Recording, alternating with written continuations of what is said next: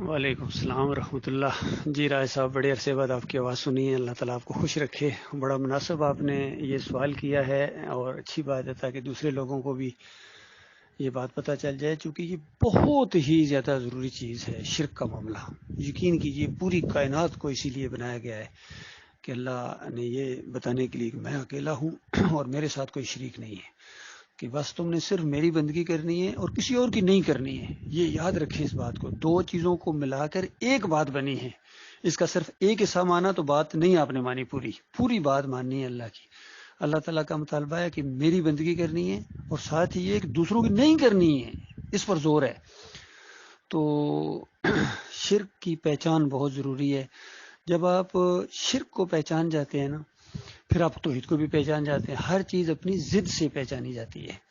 جب آپ توحید کو پہچانیں گے آپ شرک کو پہچان لیں گے۔ اسی طرح جب آپ اپنے آپ کو پہچان لیں گے نا، آپ اللہ کو پہچان لیں گے۔ آپ اللہ کو جب پہچان لیں گے نا، پھر آپ اپنے آپ کو پہچانیں گے، وہ میں کیا چیز ہوں۔ جب اللہ کی پہچان ہو گئی کہ اللہ کیا ذات ہے، عظیم ذات ہے، پھر خود آپ کو پتہ چلے گا میں کیا ہوں۔ اسی طرح جب اپنی پہچان ہو جائے گی کہ میں تو یہ ہوں، میں کتنا مجبور ہوں، کتنا عاجز ہوں، کتنا بے بس ہوں، تو پھر پتہ چلے گا وہ میرا مالک کتنی عظیم ذات ہے۔ تو اس طریقے سے ہر چیز اپنی ضد سے پہچانی جاتی ہے۔ چونکہ یہ بہت ہی اہم سوال ہے آپ کا، بہت ہی علمی سوال ہے، اس لیے میں اس کی تھوڑی سی تمہید باندھی ہے تاکہ پوری طرح بات بھائیوں کی سمجھ میں آ جائے۔ رہے عمران خان صاحب، تو ان کو شرک کی پہچان نہیں اصل میں، چاہے وہ کتنے ہی مخلص کیوں نہ ہوں اپنے ملک کے ساتھ، اپنی قوم کے ساتھ، حتیٰ کہ اپنے دینی نقطۂ نظر سے بھی اپنے وہ کتنے مخلص کیوں نہ ہوں، لیکن مخلص ہونا کافی نہیں ہے۔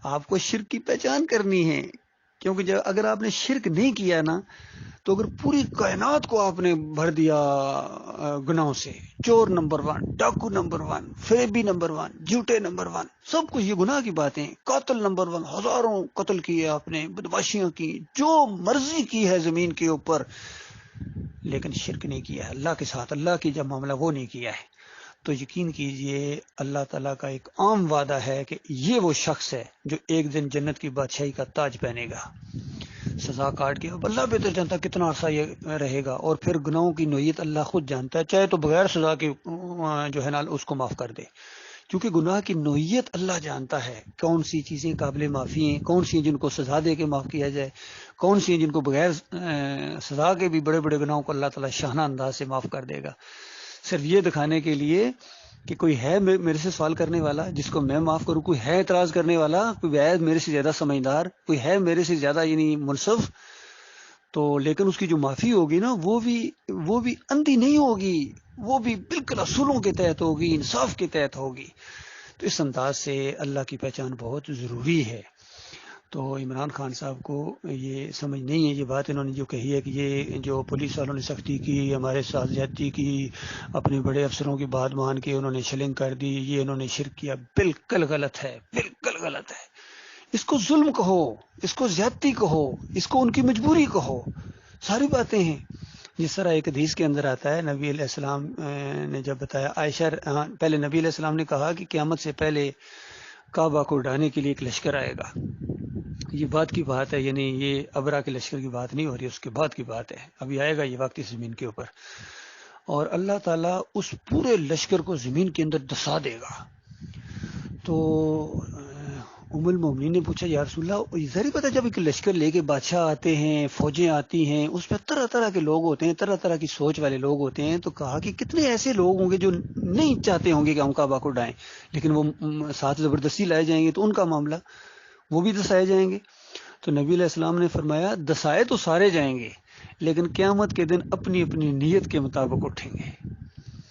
اسی طریقے سے جب جنگ بدر کے قیدی آئے نا، بلکہ جنگ سے پہلے نبی علیہ السلام نے کچھ لوگوں کا نام لیا کہ یہ بھی آ رہے ہیں ساتھ، اور اگر کسی کے سامنے یہ والے لوگ آ جائیں تو ان کو چھوڑ دو، یہ مجبوری میں لائے گئے ہیں، یہ وہ یعنی وہ اس ماحول کی ایک مجبوری سے جو ان کو کھینچ لائی ہے، وہ ہمارے ساتھ بغض نہیں رکھتے ہیں، یعنی ہمیں مارنے نہیں آئے ہیں، تو یہ بندے جن کے سامنے آ جائیں نا ان کو مت مارنا۔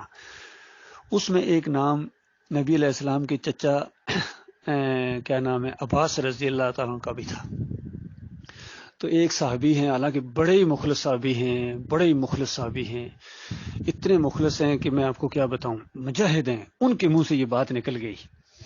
یہ تھے حذیفہ رضی اللہ تعالیٰ عنہ، حذیفہ بن عتبہ یہ بہت بڑا سردار تھا، اس کے بیٹے تھے، یہ ایمان لے آئے تھے اور ہجرت کر کے آئے تھے، بہت ہی مجاہد آدمی تھے. اور جب اس کے باپ نے جنگ بدر میں بعد میں پکارا تھا مبازرت کے لیے کہ ہے کوئی، تو یہ سب سے پہلے انہوں نے کہا یا رسول اللہ مجھے اجازت دیجیے، میرا چچا سامنے ہے، میرا بھائی بھی سامنے ہے اور میرا باپ سامنے ہے، مجھے اجازت دیجیے، میں آگے بڑھتا ہوں. بہت دلیر آدمی تھے. تو نبی علیہ السلام نے روک دیا کہ نہیں، باپ کے مقابلے میں نہیں نکالتا ہوں. لیکن ان کا جذبہ دیکھیے، دیکھنے والا تھا. تو یہ وہ ہیں کہ ان کے منہ سے یہ بات نکل گئی کہ ہاں بھائی یہ کیسی بات ہے کہ اگر ہمارے باپ بھی ہمارے سامنے آ جائیں گے تو ہم اللہ کے معاملے میں ان کو نہیں چھوڑیں گے، تو نبی علیہ السلام کا چچا جب سامنے آئے گا تو کیسے ہم چھوڑیں گے. یہ بات ان کے منہ سے نکل گئی. عمر رضی اللہ تعالیٰ کی ایمانی جو جوش تھا وہ آیا، اور نبی کے ساتھ جو محبت ہوتی ہے، نبی کی بات کے اوپر اعتماد جو ہوتا ہے کہ جب نبی کہہ رہے ہیں تو تمہاری یہ جرت، کہنے لگے کہ نبی علیہ السلام مجھے اجازت دیں، میں اس منافق کی گردن اڑاؤں ابھی. بہرحال نبی علیہ السلام نے روک دیا. تو یہ ایک بات ان کے منہ سے نکل گئی، حذیفہ رضی اللہ عنہ کے منہ سے. تو بعد میں وہ بہت پچھتاتے تھے، بہت روئے ہیں اس بات کے اوپر، بڑے صدقے انہوں نے کیے ہیں اس خیال کو کہ میرے منہ سے ایک ایسی بات نکل گئی، اللہ مجھے معاف کرے، بڑے روئے ہیں. تو کہنے کا مقصد یہ ہے کہ ایسے لوگ ہوتے ہیں جو مجبوری سے لائے جاتے ہیں. کتنے ان پولیس افسروں میں اور کتنے جوانوں میں ایسے ہوں گے، ہمارے فوجی بھائیوں میں بھی ایسے ہوں گے. میں خود فوجیوں میں جانتا ہوں، ایک کو یقین کیجیے مزاج کو میں جانتا ہوں، اللہ نے مجھے ان کے اندر رکھا ہے. میں سپاہی کے مزاج کو جانتا ہوں، میں لانس نائک کے مزاج کو جانتا ہوں، میں نائک کے مزاج کو جانتا ہوں، میں حوالدار کے مزاج کو جانتا ہوں، میں صوبیدار کے مزاج کو جانتا ہوں، میں آفیسرز کے مزاج کو جانتا ہوں، چاہے چھوٹے رینک کے ہوں چاہے بڑے رینک کے ہوں، الحمدللہ. اور ایک کسی کلپ میں نے کہا تھا، یہ جو کہتے ہیں نا سیویلینز لوگ، یہ فوجی مداخلت کہتے ہو، میں کہتا ہوں نہیں، کبھی انہوں نے مداخلت کی نہ ان کا کرنے کا کوئی ارادہ ہوتا ہے جب تک تم اپنی نامردی نہ دکھاؤ. وہ نہیں کرتے ہیں، ان کا اپنے اتنے کام ہوتے ہیں اور اتنی ان کی وہ سہولتیں بھی ہیں، سب کچھ ہے، وہ ان کو اتنی نہیں فرصت نہ وہ چاہتے ہیں سول معاملات میں. جب تم مجبور کرتے ہو تو پھر وہ آتے ہیں، پھر اپنی وہ جان بچانے کے لیے پھر ان کو کافی چیزیں کرنا پڑتی ہیں. ہمارا سسٹم ہی ایسا ہے، اور پھر ہم نے قسم بھی کھائی ہوتی ہے. میں خود فوجی افسر ہوں الحمدللہ، تو ہمارا کوئی ارادہ نہیں ہوتا ہے یہ آنے کا، لیکن پاکستان کی سالمیت کی طرف جب معاملہ جاتا ہے تو پھر یہ معاملہ کرنا پڑتا ہے. باقی انفرادی طور پر کسی کی کمزوری وہ علیحدہ چیز ہوتی ہے، کسی کی سوچ علیحدہ چیز ہوتی ہے، لیکن بحیثیت ادارہ فوجی یہ بہت ہی منظم ادارہ ہے، اور بالکل پاکستان کی خیر خواہی ان کی رگوں کے اندر ہے، ان کے خون کے اندر ہے. تو یہ معاملہ ہے کہ یہ شرک نہیں ہے. عمران خان جب کہتے ہیں نا کہ یہ جنہوں نے گولیاں چلائیں، جنہوں نے اپنے افسروں کی بات، نہیں شرک ہے. ہاں ظلم کہہ سکتے ہیں، زیادتی کہہ سکتے ہیں، بھول کہہ سکتے ہیں، گناہ کہہ سکتے ہیں، جو بھی کہہ، شرک نہیں ہے. اس کو شرک کہنا، ہاں جو ان کا اپنا شرک ہے اس کو شرک نہیں مان رہے. خود جا کے اس قبر کے اوپر، مزار کے اوپر جا کے سجدہ کیا عمران خان صاحب نے، اور لوگوں نے اعتراض بھی کیا ہے کہ کامران اینکر ہے، اس نے انٹرویو لیا اور ساتھ ہی اس نے کہا کہ آپ تو بڑے مذہبی، آپ نے کیوں سجدہ کیا؟ تو آگے سے عمران خان صاحب کہتے ہیں وہ سجدہ نہیں ہے، سجدہ نہیں ہے، یعنی وہی بات، مرا ہوا نہیں ہے، اکڑا ہوا ہے وہ جناب، یہ سجدہ نہیں ہے، یہ وہ محبت کے اندر میں نے نیچے بوسہ دیا ہے. تو بوسہ دینا بھی شرک ہے نا جی، سجدہ بھی شرک ہے اور بوسہ دینا بھی شرک ہے. یعنی اگر آپ سجدے کے بغیر بوسہ دیں گے کسی دیوار کو تو وہ بھی تو شرک ہوگا. حجر اسود کے علاوہ جس چیز کو آپ بوسہ دیں گے دین سمجھ کے، ثواب سمجھ کے، کسی کی عزت سمجھ کے، یعنی کسی پتھر کو، کسی مزار کو، قبر کو، وہ شرک ہے. تو نیچے چوکڑ کو بوسہ جب دیں گے تو سجدہ تو کرنا پڑے گا، نیچے جھکنا پڑے گا، بغیر سجدے کے بوسہ دیا جا سکتا ہے؟ اس کے لیے میں ان کی اپنی مثال دیتا ہوں ان کو سمجھانے کے لیے کہ دیکھو جس طرح آپ کہتے ہیں نا کہ مداخلت جب ثابت ہے، مداخلت تو مانتے ہو تو سازش کیوں نہیں مانتے ہو؟ حالانکہ سازش کے بغیر مداخلت ہو ہی نہیں سکتی ہے، پہلے سازش ہوتی ہے پھر مداخلت ہوتی ہے، یہ حقیقت ہے. یہ دنیا کی سائیکالوجی اور ساری چیزیں جو دنیا کا ایک سسٹم ہے اس میں یہ چیزیں سب لکھی ہوئی ہیں، اور ویسے بھی عقل بھی یہ چیز مانتی ہے کہ پہلے سازش ہوتی ہے پھر مداخلت ہوتی ہے. تو اسی طریقے سے پہلے سجدہ ہوتا ہے پھر بوسہ دیا جاتا ہے.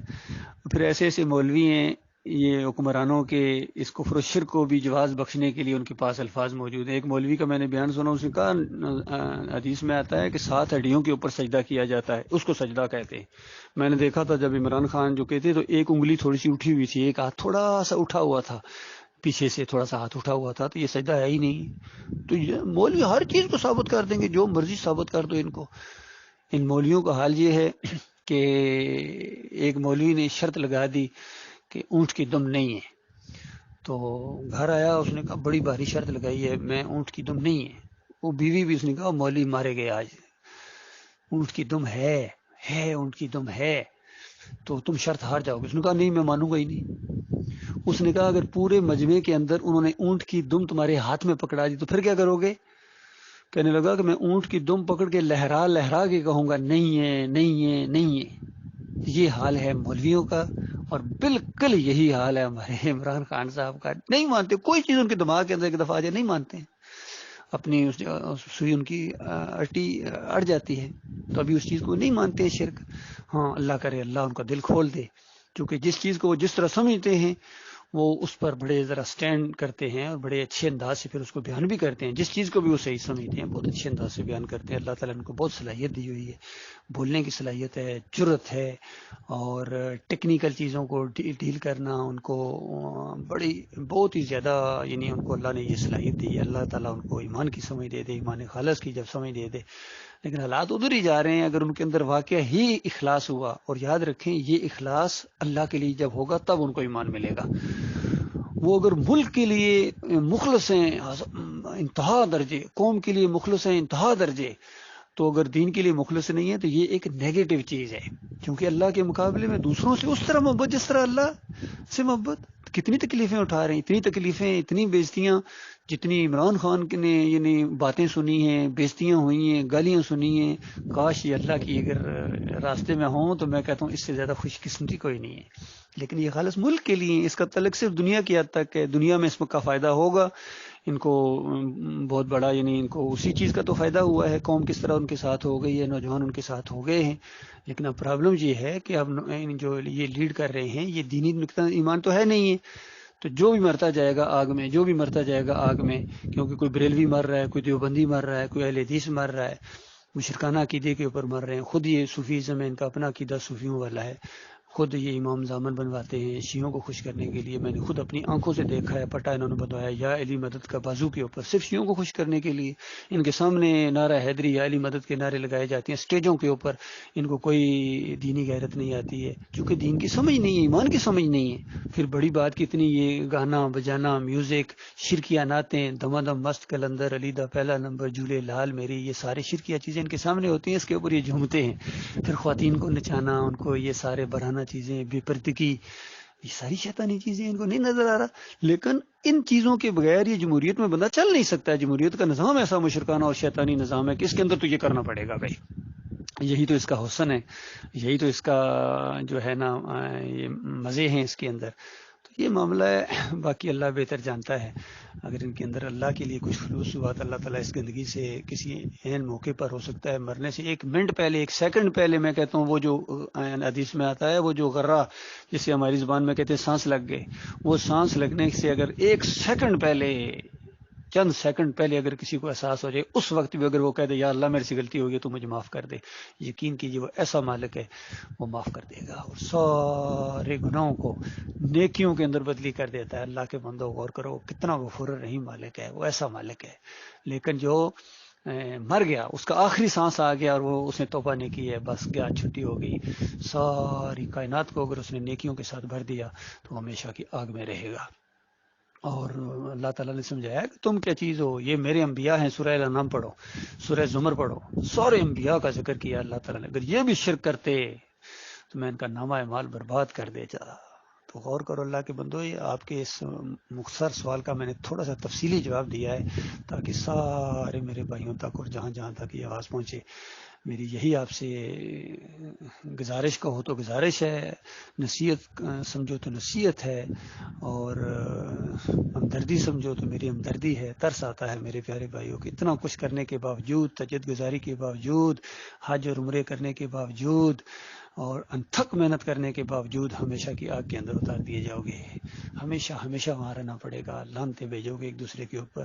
ووٹر اپنے لیڈروں کے اوپر لانتیں بھیجیں گے, جوان اپنے افسروں کے اوپر لانتیں بھیجیں گے, یہ پیچھے مقلدین اپنے علماء کے اوپر لانتیں بھیجیں گے, اور پھر وہ ان کے اوپر بھیجیں گے بے ایمانو تم نے ہمیں مروا دیا, کیونکہ تمہاری وجہ سے تم ہمارے جھنڈے بلند کرتے, تم نعرے لگاتے, تم کہتے تھے آگے بڑھو ہم تمہارے ساتھ ہیں, تمہاری وجہ سے ہم اور شرک و کفر کے نظام میں آگے بڑھیں اور آج یہاں, اور پھر تم یہاں جب دوڑے آئے ہو ہمارے اوپر لانتیں بھیجتے ہو, تو اس طرح ایک دوسرے کے اوپر لانتیں بھیجیں گے ہمیشہ کے لیے. اللہ تعالیٰ اس خوفناک انجام سے اپنی پناہ میں رکھے.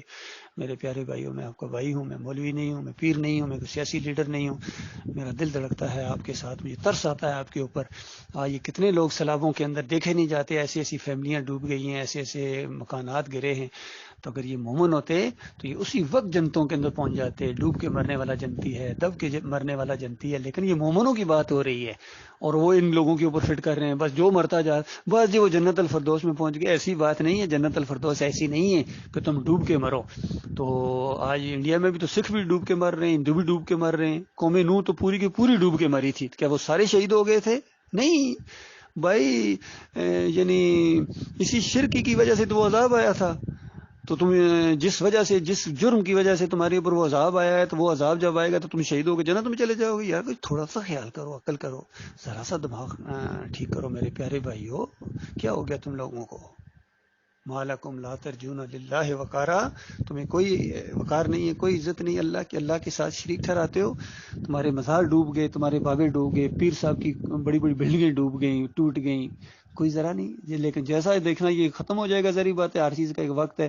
جیسا یہ ساری چیزیں ختم ہو جائیں گی, پھر یہ مینڈکوں کی طرح نکلیں گے سارے. جیسے مینڈک نہیں برسات کے بعد نکلتے ہیں, ٹرین ٹرین کرتے ہیں, یہ سارے پیر نکلیں گے باہر. مولوی دیکھنا بیان شروع کر دیں گے کہ کوئی کہے گا اللہ کی آزمائش تھی, کوئی کہے گا دیکھا وہ دریا اصل میں وہ سارے جو آیا تھا نا ہمارے علاقے میں, بابا جی کے دربار کو سلامی کرنے آیا تھا. اس طرح کے بیانات دیں گے یہ ظالم, اور پیچھے اندھے یہ جانور جو مرید ان کے وہ سارے مان لیں گے بالکل صحیح, پیر صاحب زندہ باد, پیر صاحب زندہ باد. یہ کچھ ہونے والا اللہ کے بندوں.